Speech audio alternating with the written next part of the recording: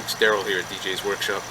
Today I just want to share with you a project that I did a few years ago. In my backyard I have an entrance to the back of the house like most people do, and the yard was just all grass. So what would happen is sometimes in the winter, or when it's raining, you would get muddy in the backyard, and obviously you don't want to be tracking mud in the house. So I decided to build a walkway to go around the back, and I had different options I could have done. Wood chips and pea stone and stuff. I don't like the pea stone because the rocks tend to fly everywhere, and then when you're cutting the grass, it's you're getting caught up in the blades and everything. So I wanted something that was a little more permanent. And what I did was I ended up using the decking material that a lot of people use on the back decks, because it holds up really well. It doesn't splinter like wood. It doesn't age and dry rot and all that.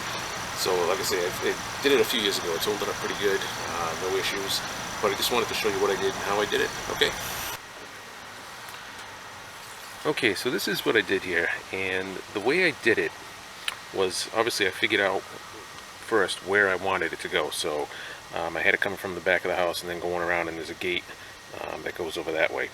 So what I did was I marked it out, and then I figured how deep it was going to have to be. So I used 4x4 pressure treated like railroad ties. I ran one up on one side, up the other side, and then one up the middle for support. There's a couple of cross pieces also. So what I did was I dug it down deep enough so that the pressure treated lumber would be below the ground level, and I also factored in the thickness of the decking. So once I marked it out, I dug it down, I laid in the pressure treated boards, and then I filled it with pea stone in between. That way it would have good drainage and it wouldn't get muddy underneath. So I leveled it all off, and then I just started laying down the planks, the decking planks.